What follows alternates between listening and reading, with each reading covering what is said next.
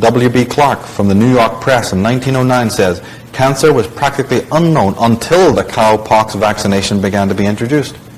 He says, I have seen 200 cases of cancer, and I never saw a case of cancer in an unvaccinated person.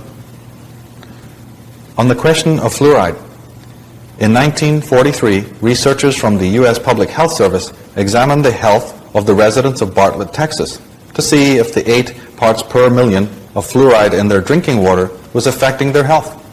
It was checked again in 1953. They find that the death rate in Bartlett was 3 times higher than a neighboring town which contained only 0.4 parts per million of the fluoride. Dr. James W. Wardner, in his book Unholy Alliances, says the London Office of Strategic Affairs, that's the OSS from which developed the CIA, was run by David K. E. Bruce, an employee of Averell Harriman from the 1920s. Through Bruce and other connections, Averell Harriman dominated all American intelligence functions in wartime Britain. David Bruce was the husband of a Pittsburgh Mellon heiress. Allen Dulles had been the player for the Mellons' big international oil ventures, and eventually the law firm of Sullivan and Cromwell took over the management of the entire Mellon family fortune. It was through the Mellons that fluoride began to be promoted and dispensed into the America's water supply. Now, Ghislaine Langtot, in her book The Medical Mafia, writes, at a CIA hearing, Dr. Gottlieb, a cancerologist, admitted having dispersed in 1960 a large quantity of viruses in the Congo River in Zaire to pollute and contaminate all the people who used the river as their source of water. Dr. Gottlieb was named to be the head of the National Cancer Institute. Francois Mitterrand, the president of France, says, the health of citizens is a commodity which is bought and sold. And mind control advocate Dr. Jose Delgado, in his book Physical Control of the Mind Towards a Psycho-Civilized Society, simply puts it this way: man does not have the right to develop his own mind. Now, the annual death toll from synthetic prescription drugs, both from the correctly prescribed and the incorrectly prescribed, amounts to about 231,000 deaths every year. To put this into perspective, this is the equivalent of a World Trade Center disaster every week for over a year and a half, or the crash of 2 fully loaded 747 aircraft every day of the year. Drug deaths caused by physicians, the 3rd leading cause of death in the United States. It is far ahead of accidents, drunk driving, homicides, airline accidents, as well as all other disease. Jimmy Carter says, doctors collectively have done more to block adequate medical care for people of this country than any other single group. And Linus Pauling, the Nobel laureate, says, everyone should know that the war on cancer is largely a fraud. Now, it turns out that the term or word Medici, refers to the 13th century Florentine patrician family who became one of the most powerful bankers as well as patrons of the arts and who provided many tyrannical popes. This word, the Medici, actually comes from that, meaning medical doctors. So again, here we have the age-old connection, coming down from the Venetians, coming down from the Phoenicians, coming down from the ancient Sumerians. We have the families related, descended by blood from these ancient sources. And they're still up to their business, right down into modern times, massacring, creating rituals, treating people as if they're just cattle ready for sacrifice. Alice Bailey, an occultist and head of the Lucius Trust, she says, behind the division of humanity stand those enlightened ones whose right and privilege it is to watch over human evolution and to guide the destinies of men. This they do through the implanting of ideas in the minds of the world thinkers, so that these ideas in due time receive recognition and eventually become controlling factors in human life. They train the members of the new group of world servers in the task of changing these ideas into ideals. These in turn become the desired objectives of the thinkers and are then taught to the powerful middle class and worked up into world forms of governments or religion, thus forming the basis of the new world order. And Sidney West, the leader of the Fabian Society, that later became the Labour Party of England, has this to say about the whole gig.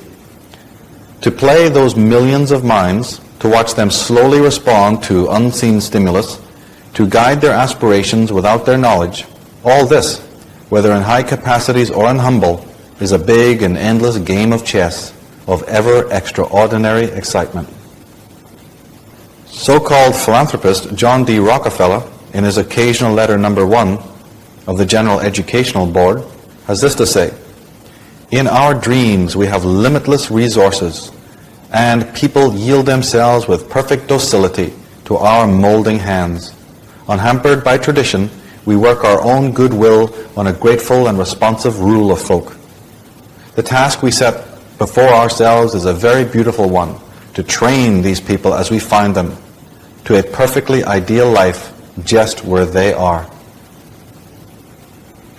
And Major John Rawling Rees of the Tavistock Institute of Human Relations, a major mind control syndicate in England, says this: "The patient must remain unaware of the specific intentions and purposes of the doctor administrating the treatment.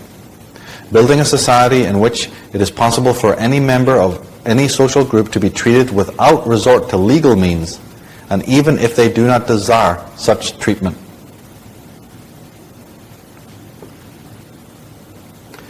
It should be clear by now, at this stage, that we have in fact an official history and we have an occult history of the world, occult history of the ancient world, and we also have a cult history of America. Arthur S. Miller of George Washington University says, "Those who formally rule take their signals and commands not from the electorate as a body, but from a small group of men plus a few women. This group will be called the establishment. It exists even though that existence is stoutly denied. It is one of the secrets of the American social order. A second secret is the fact that the existence of the establishment, the ruling class, is not supposed to be discussed." Now, in the American Oath of Allegiance, we hear reference to protecting America from enemies both foreign and domestic, which implies, does it not, that there can be domestic enemies? Well, we can be sure that there are plenty of domestic enemies. Let's take a look and find out who they are. One of the most powerful of all the secret societies, given the agenda and operating in the world, is known by the name of the Illuminati. There's terms that they use, these secret societies, and then there's terms that their historians and critics also use, terms that they use within the lodges and terms and names that people on the outside know. But the Illuminati is a very powerful organization. On the left is a picture of its creator, Adam Weishaupt.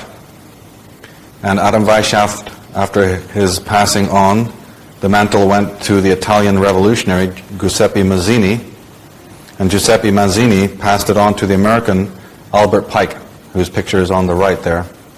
Albert Pike is the creator of the Scottish Rite Freemasonic system, or at least the bringer to America of the Scottish Rite Freemasonic system. Now, Adam Weishaupt's symbol, the original symbol of the Illuminati, was the pyramid with the eye at the top, and the term New World Order, or Novus Ordo Seclorum, around the bottom of the pyramid. That was the symbol that was found on the documents of the Illuminati and is now on the American $1 bill. The Illuminati was officially founded on May 1st, 1776, and America's official birthday is July 4th, 1776.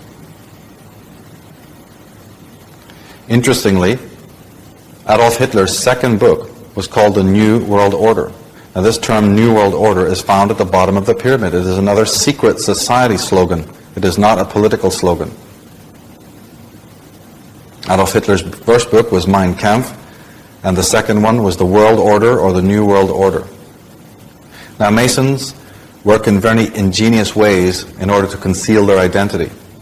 If you take the symbol of the pyramid and draw around it, take a ruler and draw around it a six-pointed star or hexagram or Star of David, which is easy to do because the pyramid is already the upward pointing triangle, you will find that at the vertices, at the apexes of the Star of David, that's at the 6 points It spells out the word M-A-S-O-N, that's Mason. And of course it shows a pyramid, which Masons build. George Washington is seen here standing in the Masonic Hall with a Masonic G above his head, and he's wearing the Masonic apron. So George Washington and many other elites and presidents and so forth are members of these secret fraternities. Everyone knows about the Lincoln Memorial, but travelers and tourists are not as aware that round the corner from that is a very strange, to say the least, image of George Washington, one of the founding fathers. He's seen here naked to the waist, his arms in this mysterious pose. Of course, it's mysterious to tourists. It's not mysterious to members of secret societies, because they would recognize this pose. It is an occult symbol. Here is the god worshipped by the Knights Templars, Baphomet. Open any book on the occult and you'll usually see this symbol of the deity, stripped to the waist, with the hands in that pose. Baphomet is the god of the Freemasons and of the Rosicrucians. Here's an image of Baphomet with the rose cross and the serpent on the globe, being worshipped by the members of the fraternity. And in the book of Acts, we have a reference to Satan. I am the offspring of the serpent nature and a corrupter's son. I am the son of he who sits upon the throne and has dominion over the creation beneath the heavens. So the serpents have dominion over the heavens and over the earth. Here is the original symbol that was meant to be on the dollar bill before they came up with the eagle. It was actually a triangle surrounded by serpents. America, as we saw earlier, is literally the land of the serpents. They probably thought that would be too obvious and settled for other symbols instead, like the eagle. Here is the first U.S. flag, which shows the stars, again Sirius, and the all-seeing eye radiating outward. So the eye, the Freemasonic symbols of the stars and the all-seeing eye and the pyramidical shape were very much in the minds of the original founding fathers. Now the number 13 appears on the dollar bill quite a lot. There's 13 levels of the pyramid, and the 13 which appears on the dollar bill refers directly to the serpent. In the book of Revelations, it's chapter 13 that the dragon and his destructive power are introduced, but that destructive power involves the use of money. In Revelation 13 it says, "He also forced everyone, small and great, rich and poor, free and slave, to receive a mark on his right hand or upon his forehead, so that no one could buy or sell unless he had the mark, which is the name of the beast or the number of his name." Now the Declaration of Independence was signed by 56 men, over 50 of whom were Masons, some Grand Masters. Their original meeting place was none other than the Green Dragon Tavern in Boston, which Daniel Webster said was the headquarters of the American Revolution. So the whole of the American Revolution starts in a tavern which bears the name the Green Dragon. We wonder if that green dragon was swallowing a human being.